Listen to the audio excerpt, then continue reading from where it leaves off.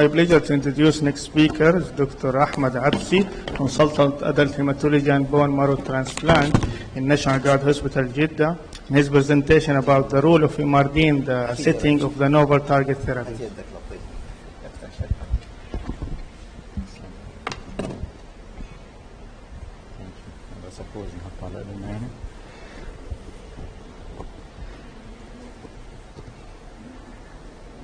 Seems that your ear is smaller than mine.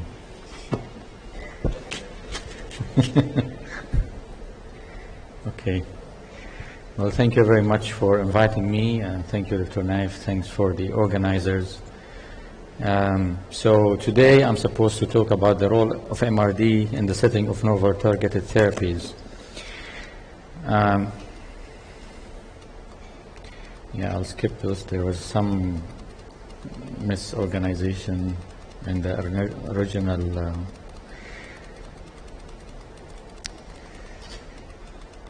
okay, this is the first slide actually. So what is MRD? Minimal residual disease in CLL has been defined and agreed upon by the International Working Group for CLL guidelines that were published initially in 2018 and then recently published in 2008 and then updated in 2018 as any cells more than 10 to the -4 detected in whatever detection method, either flow cytometry or PCR-based methods. Now, the model of MRD testing, as you know, in all hematological malignancies depends on one theory.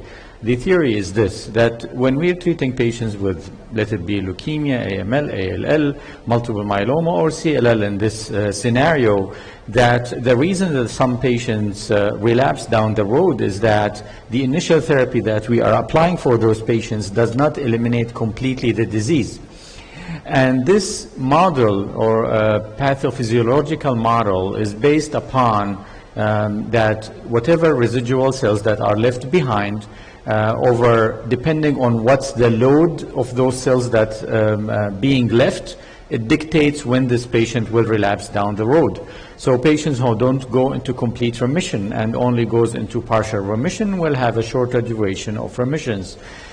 Patients who go into complete remissions but are MRD positive will have a little longer progression-free survival, but eventually will relapse.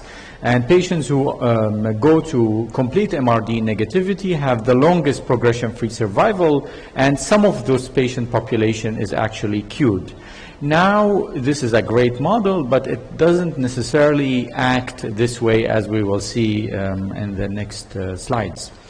So ideally, CLL treatment, like any other leukemia treatment, you are looking into eliminating completely the disease cells. So MRD negative CR is a subcategory of CR consisting of patients not only going into complete remission, but they have no detectable minimal residual disease. Now, as we started applying those methods in CLL, we discovered that part of the patient population who are in partial remission by the traditional definition of what partial remission in CLL is, are also MRD negative. So you are in a situation in CLL where you could have somebody who is called partial remission, but they are MRD negative. And as we will see, this has multiple explanations related to the compartment of the disease, the definitions of, traditional definitions of remission status in CLL that needs to be revised in the era of novel therapies, and the issue of reactive lymphadenopathy that could be present in those patients down the road. So what is the value of MRD negativity in the treatment of CLL?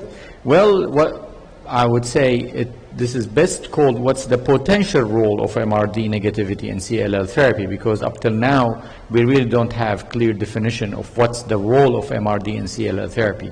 One potential role of MRD negativity is being a treatment goal for CLL patients. And even though this looks pretty clear and simple, but it is very controversial by itself. Number two, it is a surrogate marker for clinical trials in CLL therapy. So rather than waiting for median follow-up of 3 to 4 years in CLL, you can actually only target MRD negativity as a primary objective, and you can reach results much faster. Now, this is probably the only somewhat established role of MRD in CLL. And the third is monitoring remission status during therapy to formulate decisions. So how do we measure MRD negativity in CLL? Traditionally, this was done through flow cytometry, initially 4 color and then 6 color and subsequently 8 and 10 colors. But I have to say that the guidelines that has been published, as well as the clear methodology that has been well defined, was published at a time where flow cytometry 6 colors was based on those decisions.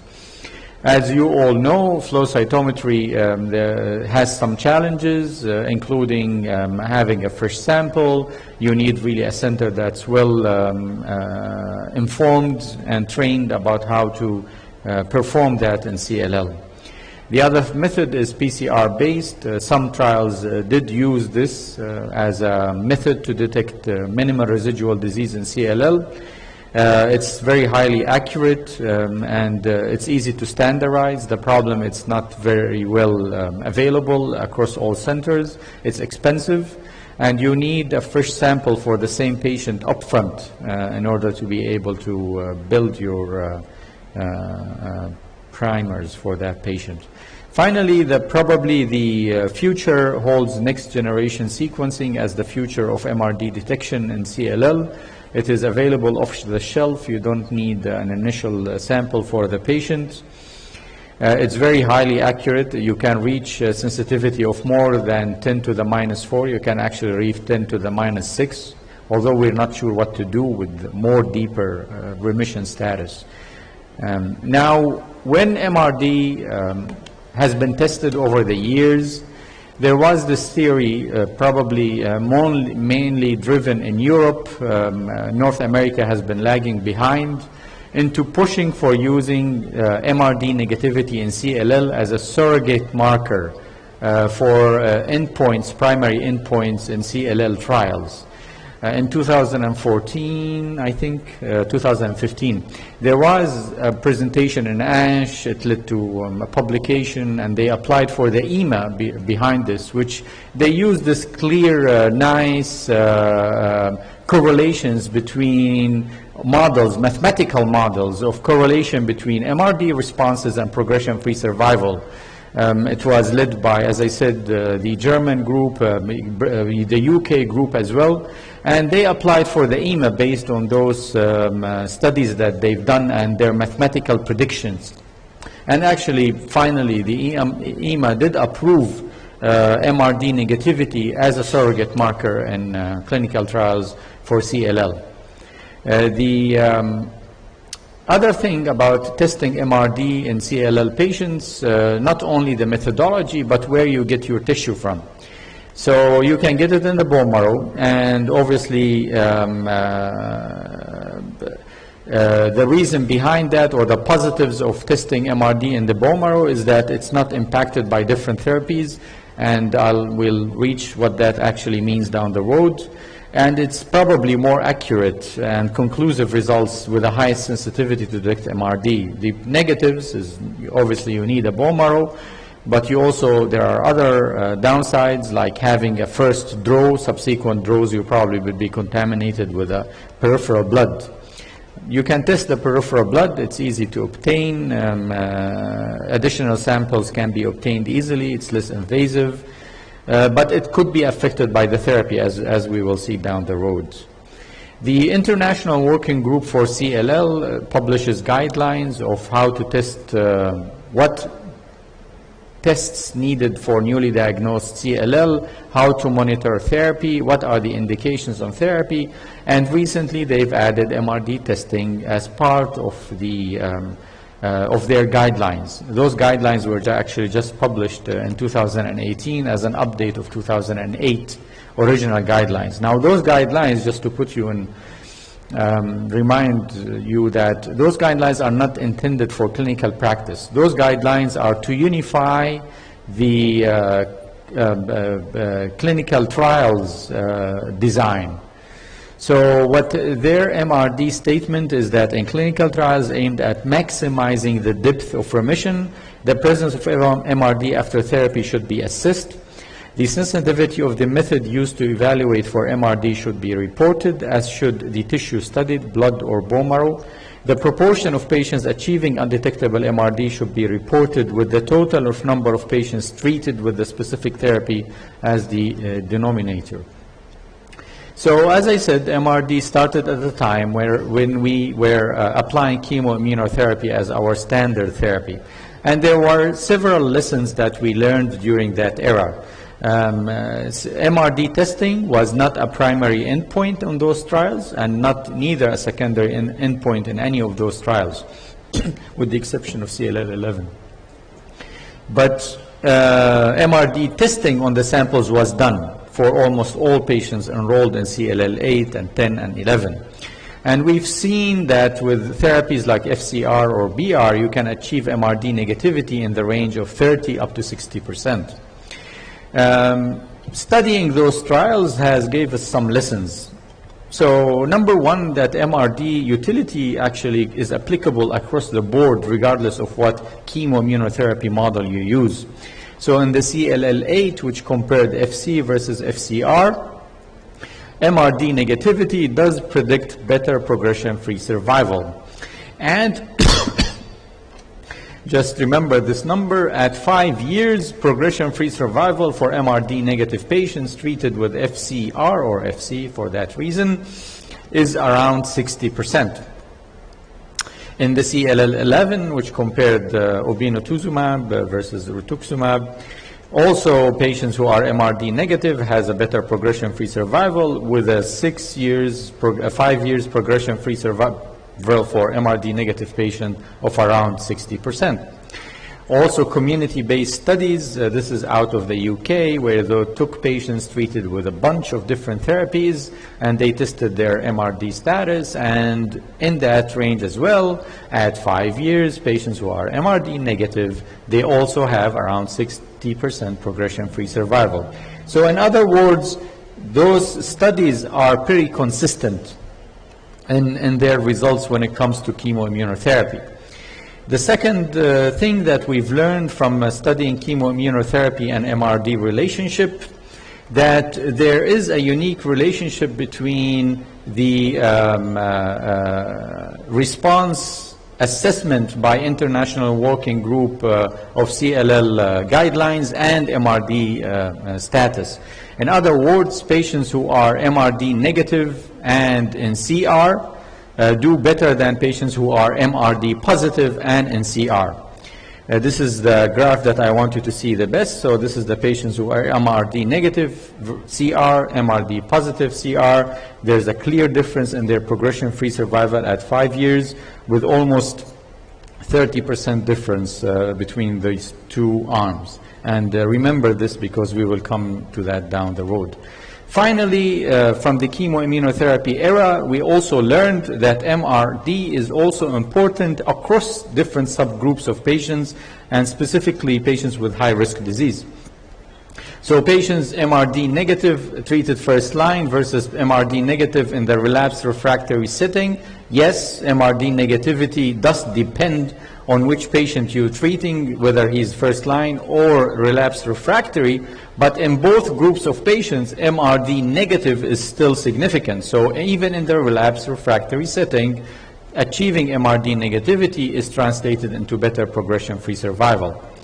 Patients who are at high-risk cytogenetics, so 17p and 11q, remember this is an era before novel agents, so treated with the chemoimmunotherapy, MRD negativity 17p or 11q, even though they still do bad, relatively speaking, compared to non-17p deletion, but still matters compared to patients who are not MRD negative. And finally, patients with unmutated status, same applies, although in that specific patient population, patients with mutated status who are MRD positive, they do better than patients who are unmutated and MRD negative. So it's not that of a major impact. So during the novel agent era, so this is what we were at until novel agents came out 3 or 4 years ago. And remember that the same investigators took those concepts and applied them in the novel era therapy, and probably in a premature fashion, where even though we don't know when to test, how to test, what to test exactly, but those started being applied. And then we are in a situation where we are looking at very confusing results. So in one hand, you have very high MRD status achieved in some therapies. Venetoclax or ibrutinib, for instance, induced 70% MRD negativity. The last year presented in the ASH, the MD Anderson presented their IFCG in a subpopulation of good prognosis CLL, and they achieved 100% MRD negativity, which is very high, and this is something that we didn't see in the chemoimmunotherapy era. So what probably one of the best studies that MRD was built in, and we have an updated results, is the MURANO trial.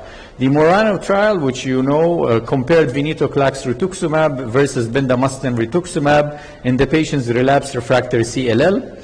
Their primary endpoint was progression-free survival, but secondary endpoint was MRD negativity, tested in the peripheral blood with a predefined points. You know that trial was positive, favoring the venetoclax rituximab. As you know, venetoclax is only given for maximum 2 years.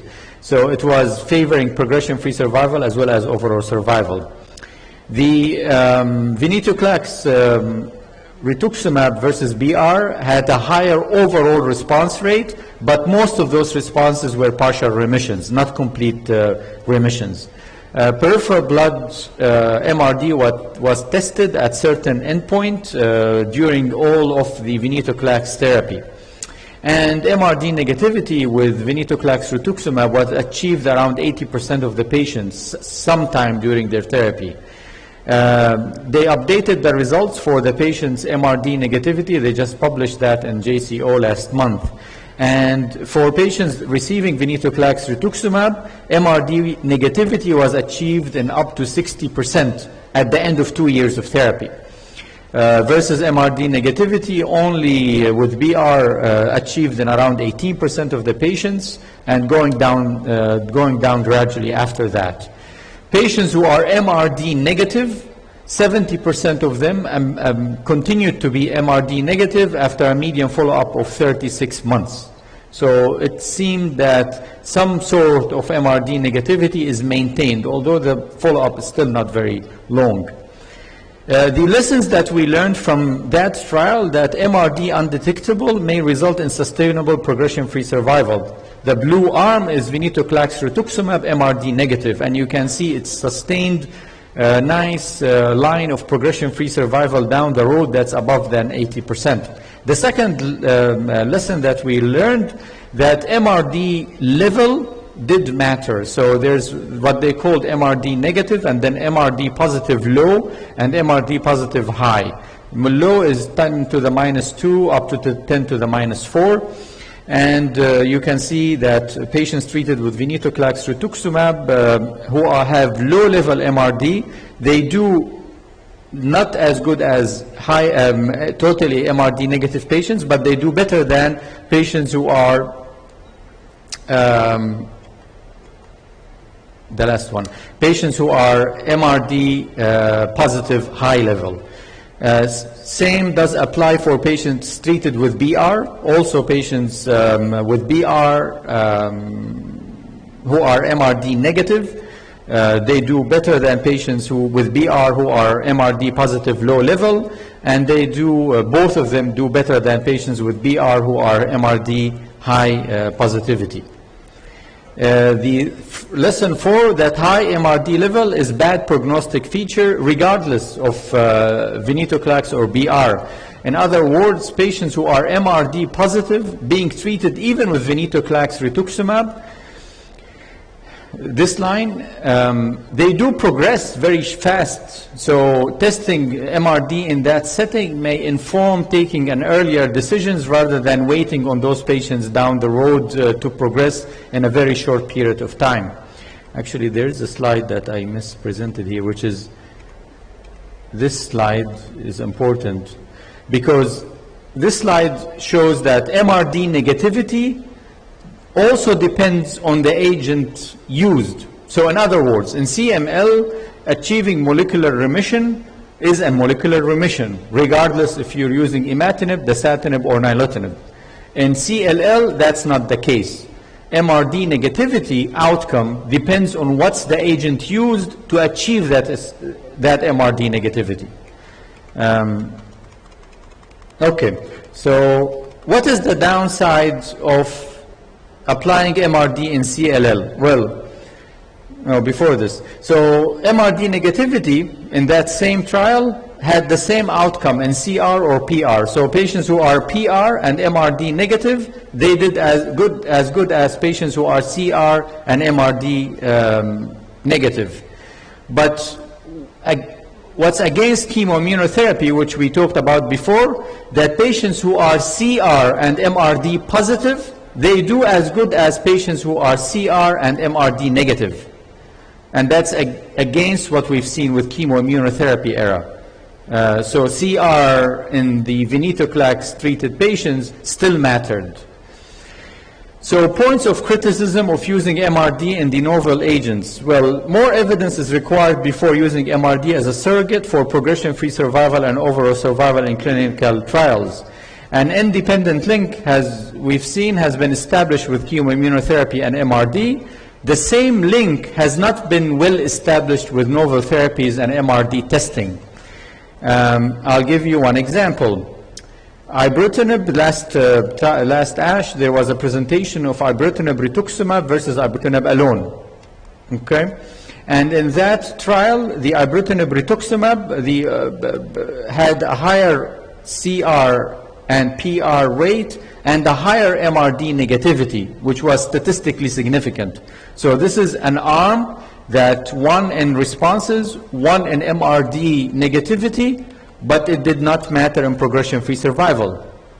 So if you had in that trial as your MRD the primary endpoint, you would have said that this is a positive trial because you had a higher MRD status. But it didn't matter in progression-free survival. Another point of criticism, that given that MRD negativity can occur in patients with a PR, this is very confusing because patients who are PR and MRD negative, then we really need to test who those patients are. We should revise the partial remission and complete remission definition in that patient population. I go back to the MURANO trial. In the MURANO trial, the patients treated with venetoclax rituximab, the majority of them had partial remissions. The partial remission rate was 80% versus CR rate of only 8.2%. But what's the MRD negativity? It's 60%. So the majority of patients who are PR are actually MRD negative. And that, again, is another confusing point. Another criticism is that trials don't consistently include MRD testing as primary endpoint. And the trials which include MRD testing as secondary endpoint, they are not unified. So some of them test in peripheral blood, some of them bone marrow, some of them upfront, some of them down the road. I'll give you an example. RESONATE-3, which compared ibrutinib versus chlorambucil, didn't even have MRD built into the design at all, even though we have MRD testing result from the trial, but it's not neither primary nor secondary endpoint. In that trial, you know, ibrutinib induces very low MRD negativity, but that's an obvious underestimation of the ibrutinib benefit, because if you are testing MRD as the primary goal here, you're missing the point. We just actually had an update of the RESONATE, which was just last published. We've also learned that with ibrutinib, responses build over time. So they don't only happen up front, they happen down the road as well. So again, that's another confusing point. Finally, it's important to study the compartment. Are we only testing peripheral blood or bone marrow? So why I'm saying this, because an agent like obinutuzumab, for instance, induces higher MRD negativity in the peripheral blood versus bone marrow. The correlation is not, doesn't go very well. Similar actually to CAMPATH. We also had similar results with CAMPATH. Finally, the biggest challenge remains is that each trial will only be interpreted separately, and no comparisons should be made across the trials to compare efficacy based on MRD. In other words, you cannot say trial A induced 80% MRD negativity, then the winning arm is better than trial B, which only induced 60% MRD negativity. That's a totally unfair comparison when it comes to CLL, because we still don't understand the mechanism of MRD clearance. So the future is something like this. CLL 13, Dr. Hijazi alluded to, is comparing right now several arms. MRD is built as the primary endpoint there. Based on MRD, we will decide which one of those is a winning arm. So that's one thing that's happening. Another thing, the UK trial, which is a large trial, the Flair trial, is aiming to enroll 1,500 patients. Is not only, it has been amended, the trial, it's not only including MRD as a primary endpoint, it's actually using MRD to base the length of therapy. So they say if you took 8 months to achieve MRD negativity, then you will take one of those arms, you know, ibrutinib or venetoclax, for 16 months. If it takes the patient 12 months, he will take it for 24 months. So that's something else. The IFCG, which is being tested in MD Anderson, they are also using MRD to downsize therapy. So they say we start with ibrutinib, fludarabine, cyclophosphamide, Gazyva, and then patients who are MRD negative will be downsized to ibrutinib, obinutuzumab alone. And MRD is also being tested in the relapse refractory setting as a decision maker on the length of therapy in the Clarity trial. So in my opinion, even though that we have basis for these decisions, but I think it's going to be a little confusing in the coming years, and each trial, and I think the most important is to understand that those trials will not be able to be compared across the trial, because the design is different, and as we've seen, it's probably a little premature for those decisions. So thank you very much.